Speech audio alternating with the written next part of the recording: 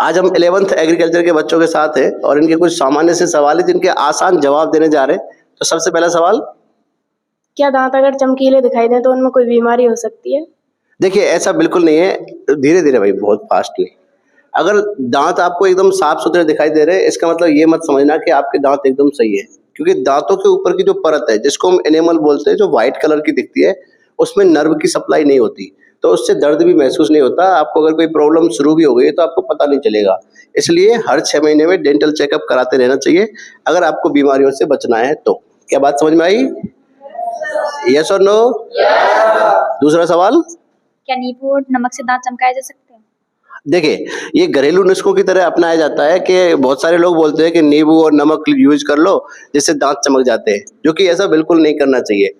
इसका कारण क्या है कि नींबू में एसिड होता है और एसिड की वजह से आपके दांत ऊपर से घिसने लग जाएंगे, तो वो घिसने की वजह से चमकते हुए दिखते हैं, एक्चुअली वो चमकते नहीं है, बाद में वो ज़्यादा खराब हो जाते हैं।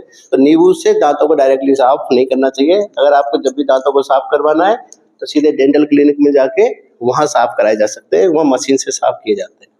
क्या बात समझ में आई? तीसरा सवाल, क्या मीठा खाने से दांत खराब होते हैं? देखिए इनका सवाल है क्या सिर्फ मीठा खाने से दांत खराब होते हैं?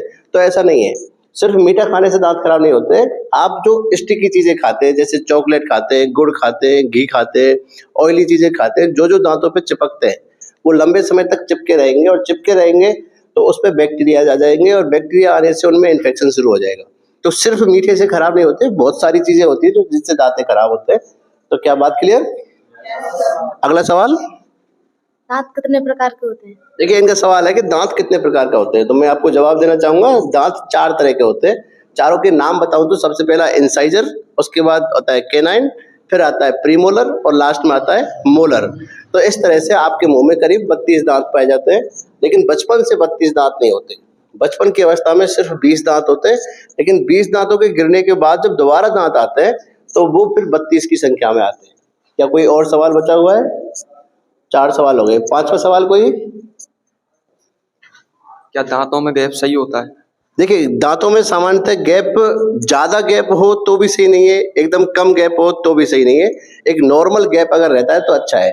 अब गैप होने से क्या फायदा है? जैसे आपने खाना खाया और खाना फंस गया, और जैसे ही आप कुल्ला करेंगे तो गैप अगर रहेगा तो जो खाना फंसा हुआ है वो निकल जाएगा। अगर गैप नहीं रहेगा तो खाना नहीं निकल पाएगा। इसलिए गैप होना अच्छी बात भी है और ज्यादा गैप होना बुरी बात भी है।